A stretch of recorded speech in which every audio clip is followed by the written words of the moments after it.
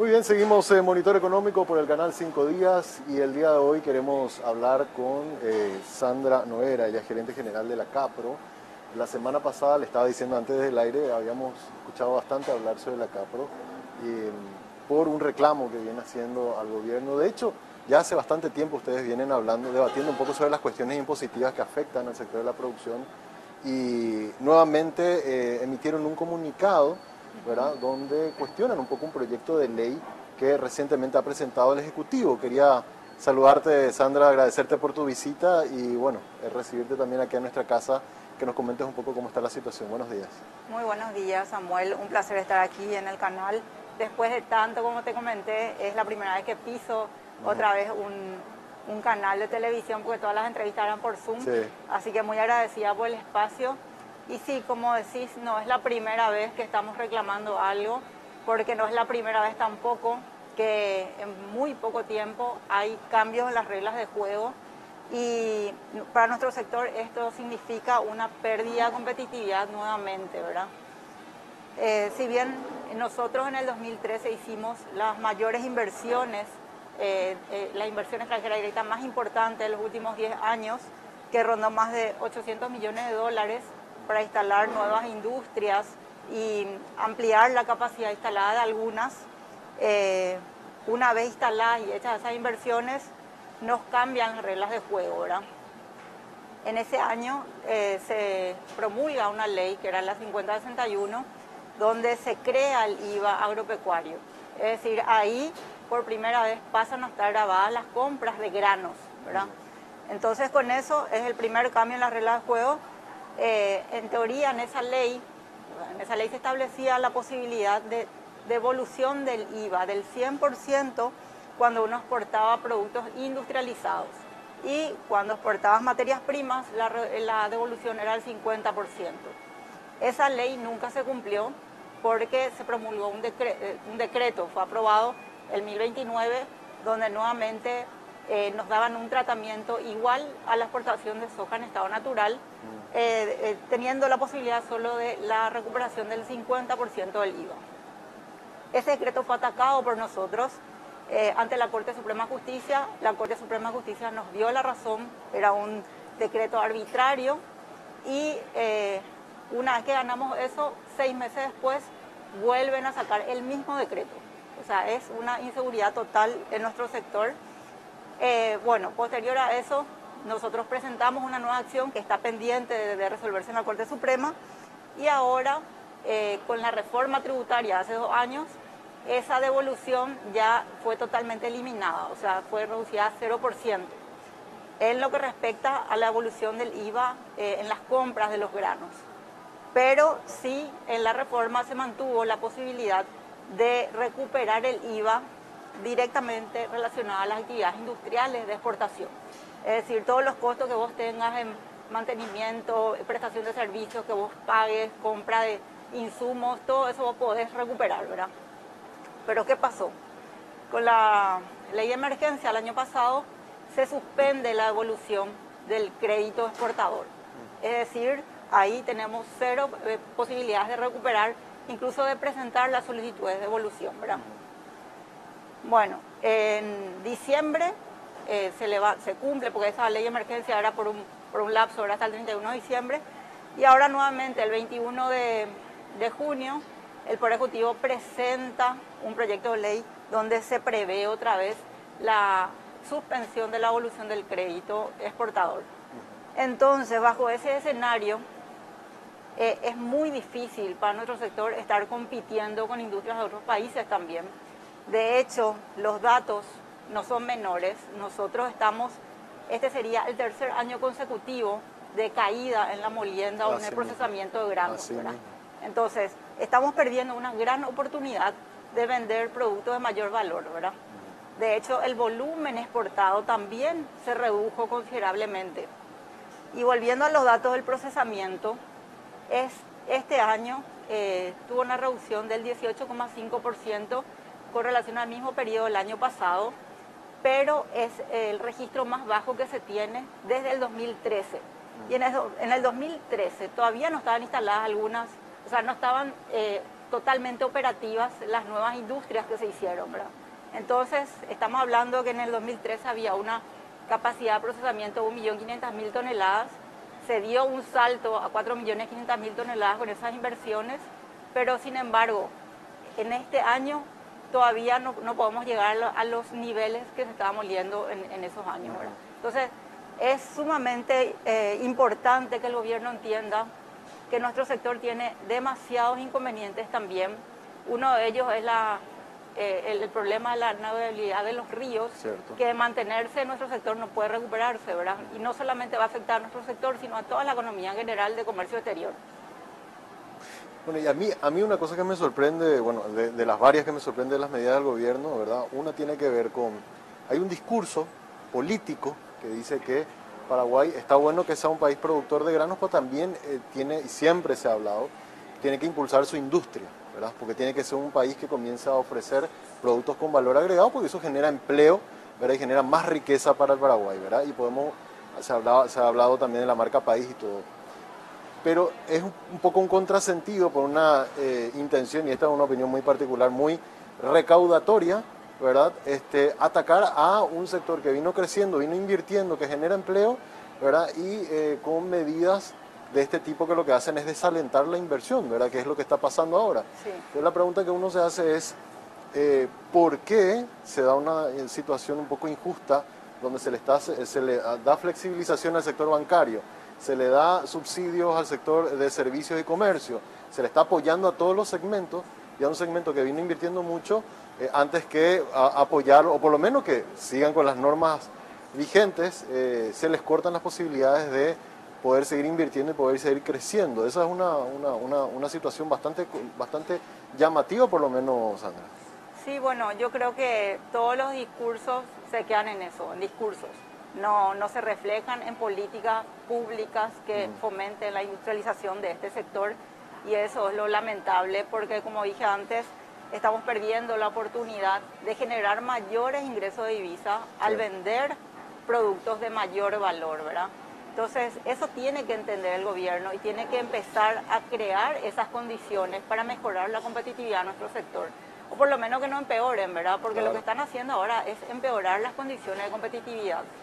Y de esa forma pone en riesgo cientos de empleos de trabajo también, y que incluso se cierren fábricas.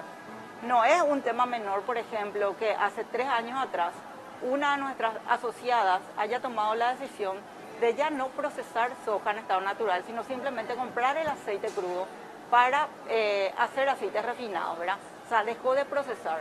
Ahí esa capacidad instalada está, pero sin embargo ya no se utiliza. Claro. Entonces, tenemos todavía una capacidad ociosa. La capacidad que estamos usando ahora de instalación es del 56%. O sea, ¿cómo hacemos para por lo menos utilizar el 100% de nuestra capacidad? Claro. Si no hay condiciones, no vamos a poder hacerlo. Hoy ¿cuántas toneladas de granos se están procesando, Sandra?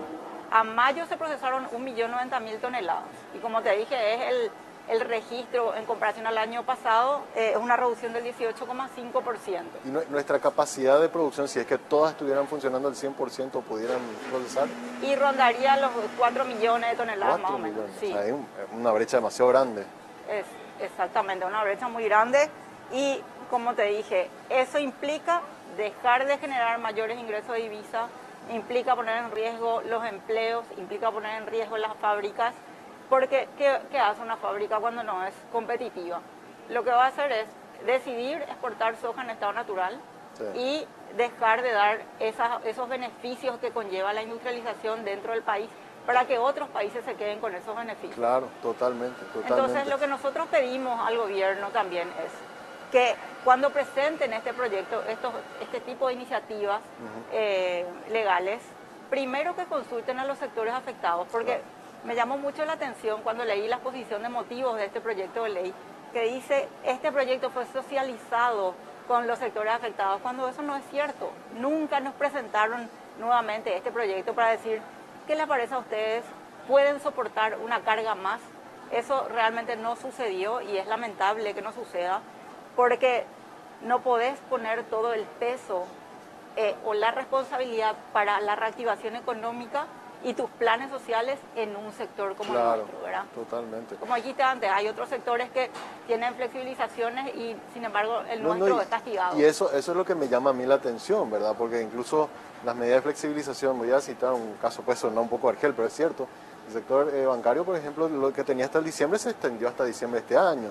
El sector hotelero y restaurante, muy afectado, ¿verdad? Que ya hemos hablado con ellos, se extendió hasta fin de año. O sea, todos los segmentos económicos que están tratando de recuperarse, se extendieron las flexibilizaciones. ¿Y por qué a uno sí, a otro no? ¿Verdad? O sea, eso es un poco llamativo porque todos estamos dentro del mismo país, ¿verdad? Y todos estamos de alguna forma sufriendo. Y en el caso puntual de la producción, ustedes están con una cuestión climática, no pudiendo sacar sus productos porque el río está innavegable en varios de los tramos y eso es un sobrecosto gigantesco y es también un problema para sacar los productos de exportación. Sí, yo creo que no solamente es un tema ideológico, el tema del complejo soja, sino también uno ve la torta de distribución y nosotros representamos el 42% del total de los ingresos generados, ¿verdad? Total. Entonces ven y dicen, bueno, este es un sector que puede todavía, puede aguantar más responsabilidades. Y sin embargo, desde que empezaron las restricciones en el país por el tema de la pandemia, fue el sector que nunca dejó de trabajar, porque de hecho es parte importante en la elaboración de alimentos. Y bueno, nosotros con todos los protocolos de seguridad para asegurar la salud y de todos los colaboradores dentro de la cadena, seguimos trabajando, seguimos apostando por el país y en el caso del aceite refinado también cubrimos toda la demanda local y ahí notamos que justamente esa demanda local gran parte estaba cubierta por contrabando. Al cerrarse la frontera vimos que nosotros de esas 7.700 toneladas de consumo promedio mensual, 2.200 eran abastecidas por el contrabando, ¿verdad? Entonces ahí vos te das cuenta la gran oportunidad que tiene el Ministerio de Hacienda de recaudar más, porque si hablamos de IVA solamente, eso representa aproximadamente 4,5 a 5 millones de dólares.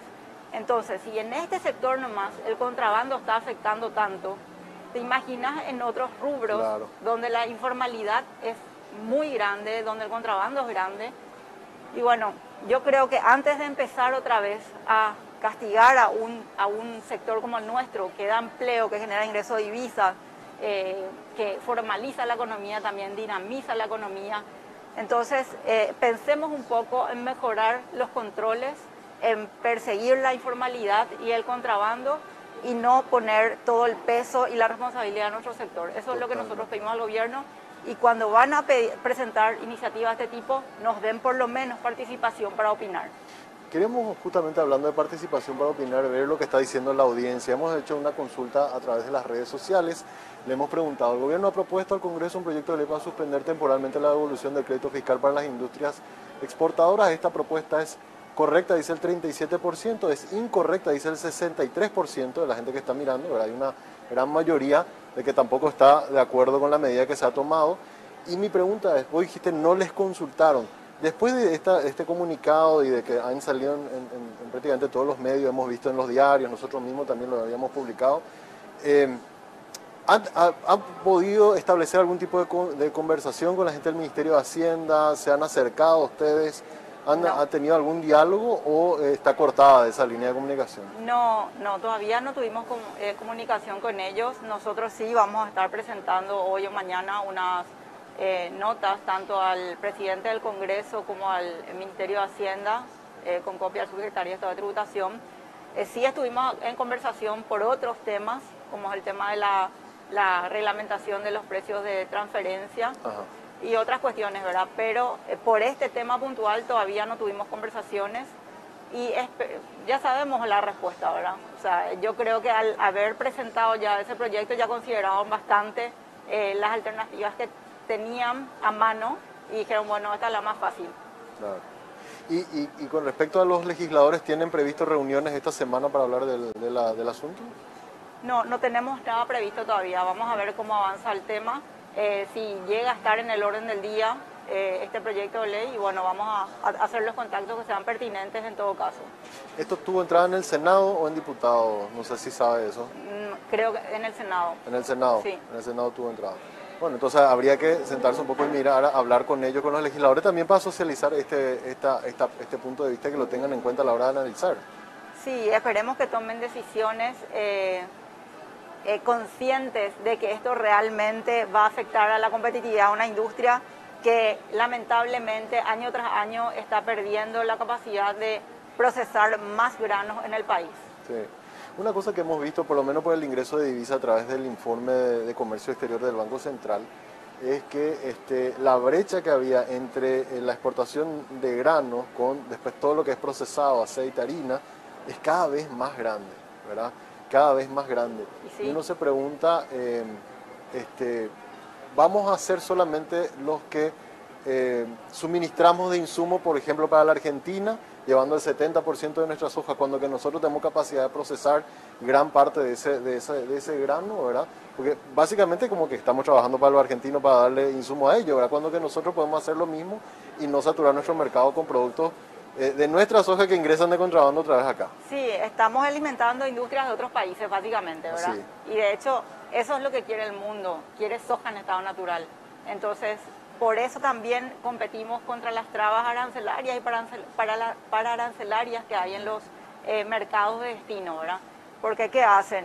Para la soja en estado natural ponen un arancel del 0%, pero para el aceite o los productos terminados también ponen arancel diferente a cero, de 15, 20, 30%, como para que vos no quieras luego o no puedas competir con las industrias de esos países. Claro, claro. Y respecto al tema también, porque estuvimos hablando, por ejemplo, con el sector naviero y aparte de la dificultad de la navegación, también el costo del flete se ha disparado. Una cosa que supongo tampoco se tuvo en cuenta para hacerles tomar esta medida que les va a afectar a ustedes. Yo creo que son bastante conscientes de todo lo que nos afecta. Si no toman esta medida, porque te digo, es la más rápida y la que tiene un costo político menor. Esas son las decisiones que llevan a tomar este tipo de opciones, ¿verdad? De decir, bueno, a mí me resta menos votos esto. Claro. Y está el famoso, el sojero gana mucha plata, digamos. Entonces, y por eso comenté que sí, es una cuestión ideológica, sí, y de una muy buena comunicación que se hizo durante mucho tiempo, como para tener del lado la opinión pública cuando van a tomar medidas poco favorables para un sector que realmente apoya demasiado la economía del país y que de hecho fue responsable de que la caída económica no haya sido tan pronunciada. No, así mismo. Una cosa que nos han comentado, porque hemos hablado también con gente de la UGP, hemos hablado con la Asociación de Productores de Soja, sobre los precios extraordinarios, porque hoy la excusa también es la cuestión de los precios de más de $500 por tonelada, ¿verdad? En el caso del grano en estado natural, no sé cómo están los precios en productos procesados, pero no sé si es la misma lógica. Ellos nos dijeron, esos precios internacionales que se están viendo no son los que nos están pagando hoy, porque nosotros ya cerramos los contratos futuros más o menos hacia finales de año, cuando los precios estaban entre $300, $350, así que los precios que se están viendo ahora no son los ingresos que estamos teniendo. No sé si esa misma lógica se da también en el caso de aceite y harina. Sí, también se da la misma forma de comercialización. Pero el tema es que uno no puede construir su política industrial en base a una coyuntura de precios. Uno tiene que adelantarse y decir, bueno, te creo ya las condiciones, voy a transformar esas competencias que tenemos ahora en realmente condiciones favorables para vos. A mí no me sirve, por ejemplo, decir que tenemos la población más joven, si a esa población más joven no le vas a dar las herramientas para poder insertarles en el campo laboral, ¿verdad? A mí no me sirve decir que Paraguay es uno de los países que tiene la hidroeléctrica más grande del mundo, cuando esa energía realmente no se puede disponer o se dispone a precios muy elevados. Entonces, créame las condiciones para que yo pueda realmente competir con industrias de otros países, donde ahí sí se dan incentivos reales para la industrialización. Por último, te quiero consultar, hablaste de crear condiciones para la inversión, ¿verdad? Vemos que el sector industrial está haciendo hoy más o menos, el último informe que vimos del MIC, está haciendo casi el 70% de toda la inversión que se ha dado, por lo menos en este primer cuatrimestre, ¿verdad? O sea, es un sector que sigue apostando por la economía de Paraguay. Pero es un sector al que hay que apoyarlo, porque tenemos hoy 306.000 personas sin trabajo, ¿verdad? Y ustedes son un gran motor de generación de empleo, ¿verdad? Sí. Estas situaciones como esta hacen que capital nacional y extranjero que están apostando se desalienten también para seguir generando más empleo, Sandra. Totalmente. De hecho, el primer cambio en la regla de juego que fue en el 2013 ya hizo que se paren proyectos de inversión que estaban ya establecidos como para hacer la instalación de otra industria o de mayor capacidad. Entonces, obviamente, si un país no cumple lo que promete al atraer inversiones, va a desalentar que otras inversiones se radiquen en el país. Claro. Va a hacer también que esas propias industrias que decidieron hacer las inversiones, en el momento de decir, bueno, tengo aquí más dinero para invertir, no lo hagan en Paraguay. Entonces, eso tiene que entender el gobierno. Cuando uno se va a promocionar al Paraguay como el Paraguay de las oportunidades, tiene que cumplir lo que dice, no solamente hacer, porque de hecho, para la promoción del país también se está gastando mucho. Entonces, vamos a hacer realmente una promoción país, vamos a construir la marca país en base a lo que realmente le interesa al inversionista, que es seguridad jurídica, transparencia, que la Corte Suprema de Justicia dé fallos que realmente sean coherentes también, ¿verdad? Y en base a la jurisprudencia, no queremos nosotros que haya inseguridad, porque de esa manera todas las inversiones van a decidir irse a otros países. Totalmente. Y vamos a seguir quejándonos de que, por ejemplo, en informes como los índices de competitividad, nosotros en vez de avanzar estamos retrocediendo, de que nuestro riesgo país en la calificación nunca podemos avanzar de la nota que tenemos, ¿verdad? O sea, en realidad, lo macro a nivel de lo que tiene que ver con el déficit, lo que tiene que ver con la inflación, está bien, pero ¿por qué no podemos aumentar nuestras calificaciones y traer más capital? Es justamente por ese talón de Aquiles que se llama seguridad jurídica, que es lo que finalmente ven las calificadoras de riesgo y que es lo que para Paraguay es ese techo del cual no puede avanzar. Así es.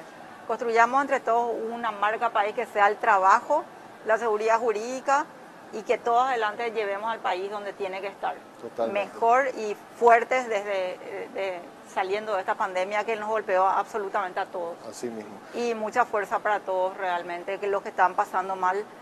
Nosotros acompañamos el dolor de todas las personas y estamos para trabajar y apoyar en lo que se pueda siempre. Sandra, te agradezco muchísimo por venir a visitarnos hoy aquí en el estudio. Un placer haber estado con ustedes y un saludo a toda tu audiencia. Muchas gracias. Así estuvo Sandra Noguera, gerente general de la CAPRO, conversando con nosotros hoy en Monitor Económico. Hacemos una pausa y a la vuelta seguimos.